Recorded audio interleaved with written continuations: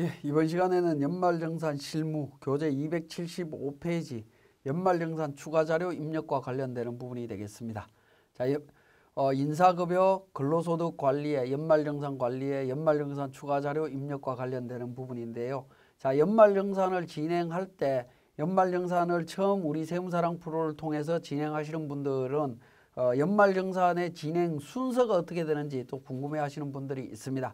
그런 분들을 위해서 간단히 말씀을 드리면 우리 메인 화면의 맨 위에 왼쪽에 보시면 가로로 세 줄 되어 있는 메뉴가 있죠. 자, 이 메뉴를 클릭하시게 되면 하단 부분에 뉴젠 랩이라고 하는 메뉴가 있습니다. 중간에 뉴젠 랩이라고 하는 부분을 클릭해서 찾아봅니다.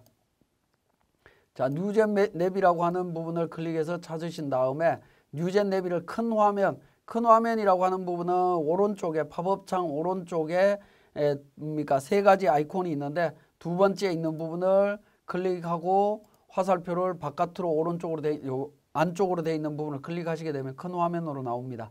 그리고 뉴젠 랩이라고 하는 왼쪽에 있는 제목 옆에 화살표를 눌러보시면 연말정산이라고 나오죠. 연말정산 순서는 기초정보 입력, 명세서 작성, 추가자료 입력, 마감해서 신고 과정을 이 흐름 속으로 흘러간다라고 보시면 되겠습니다. 이 순서대로 작성하실 수 있다는 거 한번 기억을 하시고요. 자, 276페이지가 되겠습니다. 연말정산 추가자료 입력에서 소득명세 부분이 되겠습니다. 그러면 연말정산 관리에서 추가자료 입력 메뉴로 들어갑니다. 자, 추가자료 입력 메뉴로 들어가서 기본적으로 보시면 계속 근로자, 중도, 총괄 관련되는 부분이 있습니다. 중도 부분은 송화지 직원과 관련되는 부분인데요. 5월 25일 날 퇴직했기 때문에 중도 퇴직자 연말정산 진행했던 부분이 있죠. 급여자료 입력 쪽에서 설명드렸던 부분입니다. 그 내용이 이미 반영이 되어 있고요. 계속 직원 같은 경우에는 F3번 전체 사원이라고 하는 부분이 있습니다. F3번 메뉴를 통해서 전체 사원을 불러와서 반영을 하시면 됩니다. 그러면 이제 직원이 반영이 되어 있을 거고요. 그 직원들에 대한 연말정산 내용들을 직원들별로 하나하나 파악해서 입력하시면 됩니다. 자, 중도 계속 근로자의 경우에 오른쪽에 보시면 소득명세, 부양가족, 신용카드, 연금저축 로마 숫자 1번, 연금저축 등 로마 숫자 2번, 월세, 주택, 임차, 연말정산 입력 관련되는 내용들이 있습니다. 자, 순서는 소득명세부터 해서 순서대로 입력을 하시면 되겠는데요. 기본적으로 소득명세는 우리 급여자료 입력에 입력되어 있는 급여자료가 자동으로 반영이 된다라고 보시면 되겠습니다. 여기에 백두산 직원은 우리 그러니까 인정상여 부분이 추가되어 있는데 이 부분은 제가 인정상여 설명드릴 때 미리 추가를 했기 때문에 반영이 되어 있습니다. 그 내용을 삭제를 하고요. 나머지 내용들은 1월 달부터 12월 달까지 급여 대장의 내용이 자동으로 반영이 된다라고 보시면 되겠습니다. 그리고 직원 중에 근무지가 2 이상인 경우나 재취직자의 경우에는 종근무지나 전근무지에 대한 근로소득 원천징수 영수증을 반영해야 되겠죠. 우리 안기부 직원 같은 경우에 삼성이라고 하는 회사에서 2,200만 원하고 상여금 800만 원 이렇게 받은 내용들이 있습니다. 자, 그 부분을 반영하실 필요가 있습니다. 그 내용은 우리 277페이지에 있는 근로소득 원천징수 영수증의 정보 내용을 확인해서 처리를 하시면 됩니다. 자, 이렇게 처리하실 때 주의하실 부분은 276페이지에 있는 세액명세 중에 73번 결정세액란을 정확하게 잘 보고 판단해야 된다라는 거 한번 설명을 드린 적이 있는데요. 기억을 하셔야 되겠습니다. 우리 사례 부분으로 말씀을 드리면 298페이지하고 300페이지의 내용이 나와 있는데 그러니까 안기부 직원에 대한 종근무지 소득과 관련되는 부분입니다. 동그라미 74번 결정세액이라고 해서 98만 원 있는 부분이 있죠.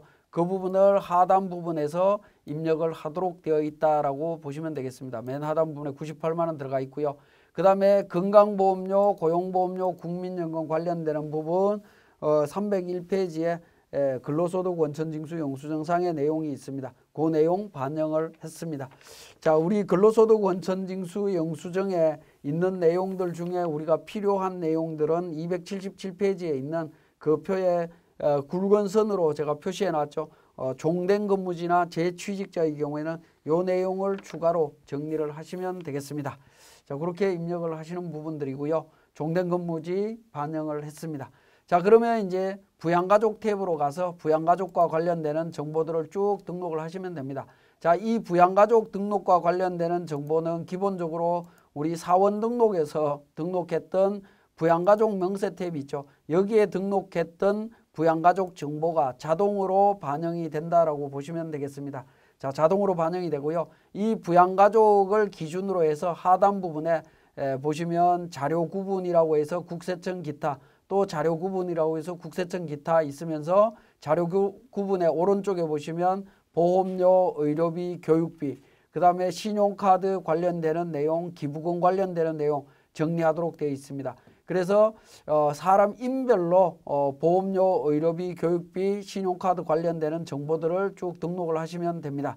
그렇게 되면 하단 부분에서 합계로 해서 보험료, 의료비, 교육비, 신용카드 금액, 합계 금액을 확인하실 수가 있습니다. 특히 안기부 직원 같은 경우에 우리 교재 사례를 통해서 한번 보시면 사례는 이제 301페이지가 되겠는데요. 298페이지가 되네요. 안기부 직원, 부양가족, 안기부, 이미숙, 안철이, 안영이 있습니다. 2020년도, 안영이는 2020년도에 입양했죠. 그리고 둘째 자녀입니다. 그죠? 그래서 출산 입양의 둘째로 표시가 되어 있고요. 자, 보험료 관련되는 부분에서 건강보험료나 고용보험료는 급여 대장상에 있는 부분 자동으로 반영이 되어 있습니다. 자, 일반 보장성 보험 관련되는 부분, 여기 노란색으로 되어 있는 부분 있죠. 이 부분에서 더블 클릭을 하시게 되면 보험료 등 공제 대상 금액이 나옵니다. 자, 국세청 자료면 보장성 보험료 100만 원, 국세청 자료로 입력을 했습니다. 자, 그 다음에 그러니까 의료비 관련해서 본인 의료비 100만 원 있죠. 그래서 의료비 100만 원 입력을 합니다. 국세청 안기부 본인에서 100만 원 이렇게 등록을 해주시면 되겠습니다. 자, 이런 형태로 하나하나 등록을 해주시면 되겠는데 의료비 같은 경우에는 입력을 하시게 되면 어떻게 됩니까? 의료비 지급명세서라고 하는 부분으로 들어가서 인적 사항별로 하나하나 등록하도록 되어 있고요. 중간에 실손의료보험금 차감하도록 되어 있습니다. 이미숙 같은 경우에 자료에 보시면 300만 원을 지출을 했는데 실손보험금 수령한 금액이 100만 원이다라는 거죠. 그래서 300만 원, 100만 원 이렇게 입력을 하실 수 있습니다. 자, 근데 국세청 관련되는 자료인 경우에 간소화 자료에서 제공되는 경우에는 의료기관의 상호나 사업자 등록 번호가 필요가 없습니다. 그렇지만 기타 자료인 경우에는 상호와 사업자 등록 번호를 등록하도록 되어 있습니다. 그래서 보시면 안철이 같은 경우에 안경 구입했다라고 되어 있죠. 사업자 등록 번호와 안경 구입했습니다. 60만 원이지만 이 부분은 50만 원을 한도로 하기 때문에 50만 원만 입력을 하시면 되겠습니다. 그리고 안영희 같은 경우에 약국에서 250만 원 있습니다. 기타 영수증으로 받았다라는 거죠. 그래서 250만 원 의료비 세액 공제가 가능하다면 이렇게 적용하실 수 있다라는 겁니다. 자, 의료비를 입력하실 때에는 의료비 지급명세서로 바로 연결돼서 처리가 된다라는 거 기억하시면 되겠고요. 자, 교육비 관련되는 부분은 교육비 관련되는 정보가 우리 298페이지에 있죠. 본인 교육비 200만 원 있습니다. 자, 본인의 커스를 두고 200만 원 입력하게 되면 바로 옆에 본인으로 표시가 됩니다. 자, 그 다음에 자녀 있죠. 안철이 자녀가 있습니다. 자녀 교육비 450만 원 입력하고 나면 그러니까 대학생인지 초, 중, 고등학생인지 확인을 해야 되겠죠. 자, 그 부분은 하단 부분에 보시면 취약 전 아동 1번, 초, 중, 고등학교 2번, 3번 대학생, 4번 본인, 공제 대상 아닌 뭐 이런 부분들이 있습니다. 대학생이니까 3번 선택했고요. 안영희는 이제 초등학생이죠. 교육비 250 들어있는데 초등학생이니까 2번 선택했습니다.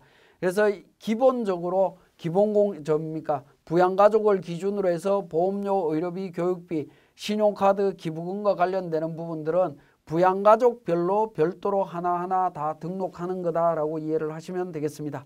자, 그 다음에 이제 신용카드 관련되는 부분입니다. 신용카드 관련되는 부분들이 올해 공제율이 많이 바뀌었죠. 2월 달까지와 8월 달 이후분 공제율과 3월 달 공제율, 4월에서 7월까지 공제율이 다르다라는 겁니다. 그렇기 때문에 신용카드 관련되는 부분을 더블 클릭을 하시게 되면 부양가족 탭에서 바로 신용카드 등 탭으로 이동이 되게 됩니다. 여기에서 이제 신용카드 관련되는 정보들을 등록을 하시면 되겠습니다. 자, 신용카드 사용액을 보시면 3월에서 7월 사용분은 없는 걸로 가정을 했습니다. 제가 만약에 3월분, 4월분 여기에 자료가 구분되어 있죠. 그러면 3월달 사용분이 있다라고 하면 3월달 사용분과 뭐 이런 부분들을 다 등록을 하셔야 됩니다. 우리 자료에 그 3월, 4월분은 없다라고 3월에서 7월까지는 없다라고 했습니다만은 예를 들어서 1,500만 원 중에 3월 달에 사용한 게 200만 원이라면 200만 원, 그다음에 그러니까 4월에서 7월까지 한 게 300만 원이고 기타 1,000만 원이다라고 가정을 하면 이렇게 구분해서 입력을 하셔야 된다라는 부분입니다. 마찬가지로 직불카드 전액 다 없는 걸로 하도록 하겠습니다. 1,500만 원이고요. 현금 영수증 300만 원이고요. 도서가 그렇고 현금 영수증 관련되는 부분 300만 원 있습니다. 300만 원 있고요. 도서 공연이나 이런 부분들은 총급의 7천만 원 기준이기 때문에 7천만 원 초과자는 적용이 되지 않는다라고 보시면 되겠습니다. 자, 배우자 이미수 그러니까 3월에서 7월 달 사이에 사용한 게 없는 걸로 가정하겠습니다. 200만 원. 그다음에 전통시장 사용분 200만 원입니다. 200만 원 등록을 했습니다. 자, 그다음에 안철이 대학생이죠. 대학생이 사용한 거 현금 영수증 150만 원이 있습니다. 150만 원 이렇게 구분해서 등록을 해주시면 되겠습니다. 자, 연말정산 신용카드 관련되는 부분에 있어서는 자, 지금은 제가 예를 든다고 하나하나 이제 세부적으로 입력을 했습니다만은 이 부분은 이제 간소화 자료에서 내려받은 자료를 바로 업로드 시키면 자동으로 반영이 된다라고 보시면 되겠습니다. 자, 신용카드 관련되는 정보는 이렇게 등록을 하고요. 다시 부양가족 탭으로 옵니다. 자, 부양가족 탭으로 오면 신용카드 등록하고 난 이후에 기부금 관련되는 부분이 있습니다. 자, 기부금 관련되는 부분이 있는데요. 기부금 부분에서 더블 클릭을 하시게 되면 노란색 부분에서 더블 클릭하시게 되면 기부금 관련해서 그러니까 기부자에 대한 인적 사항별로 해서 등록하도록 되어 있습니다. 본인 기부금 해서 안기부 200만 원이죠. 200만 원에 국세청으로 해서 등록이 되어 있고요. 자, 그다음에 뭡니까? 그 이미숙해서 종교단체 기부금이 있습니다. 이미숙 쪽으로 가서 종교단체 기부금을 보면 그러니까 배우자 부분 보시면 100만 원 등록되어 있죠. 그 다음에 안철이 관련되는 부분도 마찬가지로 50만 원 등록이 되어 있습니다. 기부금 명세도 의료비 관련되는 부분과 마찬가지로 기부금과 관련되는 부분도 기부금과 관련되는 란에다가 더블 클릭을 하시게 되면 기본공제 대상자 기준으로 기부금 명세서가 자동으로 작성이 된다라고 보시면 되겠습니다. 자, 이렇게 등록을 하실 수가 있고요. 자, 그 다음에 기부금 관련해서는 사실은 기부금 입력이라고 하는 탭에서 기부금을 등록하고요. 기부금 조정이라고 하는 부분이 있습니다. 이 기부금 조정 쪽에서 관련되는 부분을 세액공제 금액 계산하시면 됩니다. 자, 공제 금액 계산이라고 있죠. 하단 부분에 공제 금액 계산이라고 하는 부분을 클릭하셔서 불러오기를 통해서 정리를 합니다. 불러오기를 통해서 정리하면 해당 기부금이 나오고요. 기부금 관련되는 부분이 있고 공제 금액 반영해 주시면 되겠습니다. 자, 이때 보시면 자, 불러오기를 통해서 정리를 한 다음에 공제 부분 반영하게 되면 계산된 공제 금액을 기부금 조정에 당해연도 공제 금액에 반영할 거냐, 기입력된 부분에 대해서는 삭제되고 확인해 달라라는 멘트 있습니다. 읽어보시면 되겠고 정리하실 수 있습니다. 근데 여기에 이제 기부금 관련되는 부분은 그러니까 실질적으로 이월된 기부금이 있다라고 하면 이 화면에서는 수작업으로 관리를 하셔야 됩니다. 하셔야 되지만 실질적으로는 기부금 관련해서 2월 금액까지 관리를 하시려고 하시면 이렇게 이제 기부금만 입력을 하신 다음에 간소화 자료 다음에 있는 연말정산 추가자료 입력이라고 하는 밑에 보시면 기부금 명세서라고 있습니다. 기부금 명세서를 별도로 실행을 시키신 다음에 안기부 직원 관련되는 기부금 확인하실 수 있고요. 기부금 조정에 들어가서 그러니까 공제 금액 계산이라고 해서 계산을 하시면서 불러오기를 통해서 정리를 하시면 됩니다. 정리를 하시면 전체 내용을 기부금 세액 공제라든가 2월 기부금까지도 확인하실 수가 있습니다. 자, 2월 기부금은 우리 백두산 직원과 관련되는 부분인데요. 자, 2월 기부금은 전년도 CF12이라고 하는 전년도 불러오기라고 하는 부분이 있습니다. 전년도 2월 금액 불러오겠느냐라는 부분입니다. 예라고 누르게 되면 전년도 18년도 기부금 2월 금액이 불려져 옵니다. 이 부분은 이제 백두산이라는 직원이 과거부터 계속해서 우리 세무사랑 프로를 통해서 우리 회사에서 연말 정산을 했을 때 이 자료가 나올 겁니다. 그런 상태에서 공제금액 계산 쪽에 가서 불러오기를 통해서 적용을 하게 되면 18년도 기부금과 관련되는 부분과 세액공제 관련되는 부분 확인하실 수 있고요. 공제금액 반영을 통해서 정리를 하게 되면 어떻게 됩니까? 저장하시게 되면 저장하고 종료를 하게 되면 당해 연도 기부금부터 2월 기부금부터 먼저 공제가 되고 그 다음에 당해 연도 금액 중에 공제 못 받는 금액 2월 금액을 확인하실 수 있는 이런 시스템으로 구성이 된다라고 보시면 되겠습니다. 자, 연말정산 추가자료 입력 쪽에서 보시면 부양가족과 신용카드 관련되는 부분에 있어서는 보험료, 의료비, 교육비, 신용카드, 기부금까지 내용을 정리하실 수가 있습니다. 그리고 연금저축 쪽에 가시면 연금계좌 세액공제 이 부분은 이제 퇴직연금 관련되는 부분을 입력하시는 부분이고요. 2번에 있는 연금계좌 세액공제 2번은 연금저축과 관련되는 부분입니다. 개인연금저축이나 연금저축을 있으면 등록하시면 되고요. 세 번째는 주택마련저축공제와 관련되는 부분 우리 소득공제에서 주택자금공제 관련되는 부분이 있죠. 그것과 관련해서 관련되는 정보가 있다면 등록하시면 됩니다. 우리 안기부 직원 같은 경우에 299페이지에 연금저축 관련해서 보시면 본인에 대한 교보생명, 삼성생명 관련되는 부분이 있죠. 200만 원, 500만 원 등록을 했습니다. 그런데 배우자 이미숙으로 납입한 연금저축 있죠. 배우자 이미숙과 관련되는 부분은 적용할 수가 없습니다. 연금계좌 세액공제는 본인 명의로 된 것만 적용이 되기 때문에 그렇습니다. 그죠? 그 부분 주의해서 살펴보실 필요가 있겠고요. 자, 그 다음에 이제 주택자금 공제와 관련되는 부분입니다. 주택자금 공제와 관련되는 부분은 뒤에서 보도록 하겠습니다. 그 다음에 연금저축 로마 숫자 2번이 있는데요. 장기집합 투자 정권저축에 대한 부분과 중소기업 창업투자조합 출자에 대한 소득공제, 중소기업 창업 투자조합과 관련되는 부분은 벤처투자조합 출자 등에 대한 소득공제로 명칭이 바뀌었습니다. 이거는 이제 나중에 업데이트가 되면 자동으로 변경이 될 내용이라고 보시면 되겠습니다. 그러면 우리 소득명세에서 등록된 정보와 부양가족, 신용카드, 그 다음에 연금저축 관련되는 부분 다 등록이 되었고 그 다음에 월세주택과 관련되는 부분, 임차 관련되는 정보가 있다면 우리 속리산 직원 같은 경우에 301페이지에 월세 관련되는 부분이 있습니다. 자, 월세 소득공제만 있다라고 되어 있네요. 그래서 월세 관련되는 부분에 대한 정보를 입력을 했습니다. 유형은 아파트인데 이 유형에 대한 부분은 하단 부분에 보시면 1번 단독주택, 2번 다가구주택, 3번 다세대주택, 연립주택, 아파트, 오피스텔, 고시원 관련되는 정보가 있습니다. 요 내용 확인하시면 되는데 월세액 세액공제는 임대차 계약서를 반드시 확인하실 필요가 있습니다. 임대차 계약서 내용을 확인해서 임대 개시일, 종료일, 연간 월세 금액을 등록을 하시게 되면 세액공제 금액이 자동으로 반영이 됩니다. 그리고 마지막에 이제 연말정산 탭에 가서 세액 계산으로 들어가시면 됩니다.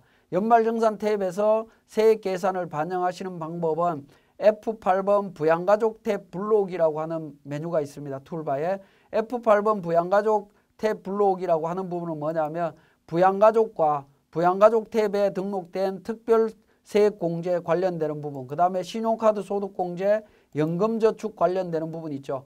그 다음에 월세 관련되는 부분 내용을 전체 다 연말정산 탭에다가 세액공제로 반영하는 부분입니다. 그래서 F8번 불러오기를 눌러서 정리를 하시면 돼요.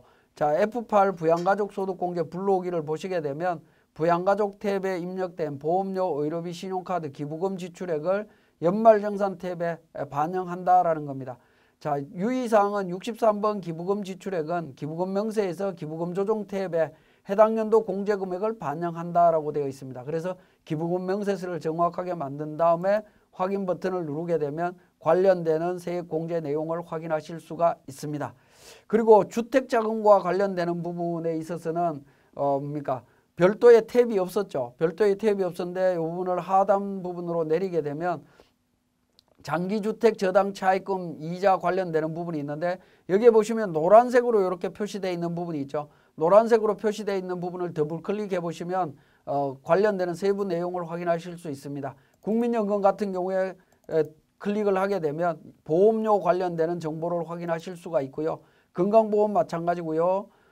그 다음에 주택자금과 관련되는 부분, 주택차입금, 원리금 상환액과 관련되는 부분 더블 클릭하게 되면 청약저축과 관련되는 부분, 장기주택저당차입금 이자 관련되는 부분, 주택자금을 등록할 수 있는 난이 있습니다. 우리 300페이지에 주택자금 공제가 있죠. 신한은행의 고정금리 3%고 15년이고 납입금액 35만 원이고 만기 일시상환이다라고 되어 있습니다. 15년 이상이고요. 그죠? 그 다음에 고정금리이면서 비거치식이고요. 고정금리 또는 비거치식이죠. 이 경우에는 우리 15년 이상이고 고정금리이기 때문에 350만 원 여기에 입력이 되는 부분입니다. 기타 대출에 등록하는 것이 아니고요. 350 이렇게 등록해서 확인 버튼을 눌러주시게 되면 소득공제 적용이 이루어지고 있습니다. 내용을 확인하실 수가 있고요.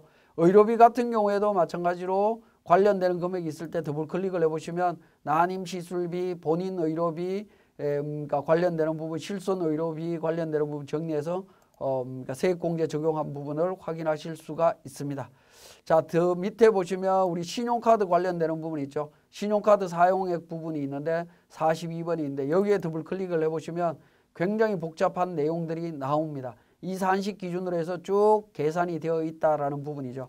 우리가 소득공제나 신용카드 소득공제는 월별로 3월, 4월, 7월, 그 다음에 1, 2, 그 다음에 8월부터 12월 달까지 부분을 전부 다 구분해서 세액공제 다 이루어지도록 되어 있죠. 그 다음에 신용카드와 직불카드, 전통시장 뭐 이런 부분들 다 계산하도록 되어 있습니다. 자, 이미 등록만 하면 우리 세무사랑 프로에서 자동으로 다 계산해 주기 때문에 크게 신경 쓰실 필요는 없습니다. 그렇게 해서 정리를 하시면 처리가 가능하다라고 보시면 되겠네요. 그래서 안기부 직원 같은 경우에는 결정세액이 673만 6,370원이고 기납부세액이 있고 추가납부세액이 197만 6,670원을 추가로 납부해야 된다라는 걸 확인하실 수 있습니다. 속리산 직원 같은 경우에도 마찬가지로 확인하실 수가 있고요. 속리산 직원 같은 경우에 보시면 그러니까 관련되는 부분들을 내용들을 확인하실 수 있는데 우리 월세세액 공제가 있었죠. 월세세액 공제 300만 원 기준으로 해서 36만 원 지금 적용이 되고 있습니다. 자, 속리산 직원 같은 경우 월세 금액을 300만 원 등록을 했었죠. 우리 자료에 300만 원으로 자료가 주어져 있기 때문에 300만 원 기준으로 해서 연말정산이 이루어져 있습니다. 자, 여기에 보시면 이제 연말정산 추가자료 입력이 완료되고 나면 세액 감면 쪽에 보시면 조세특례 제한법 관련되는 부분이 있는데 속리산 직원 같은 경우에 조세특례 제한법에 있는 삼각표시 눌러보시면 30조에 대한 부분 눌러보시면 그러니까 중소기업 취업자에 대한 감면이 지금 적용이 되고 있는 것을 확인하실 수가 있고요.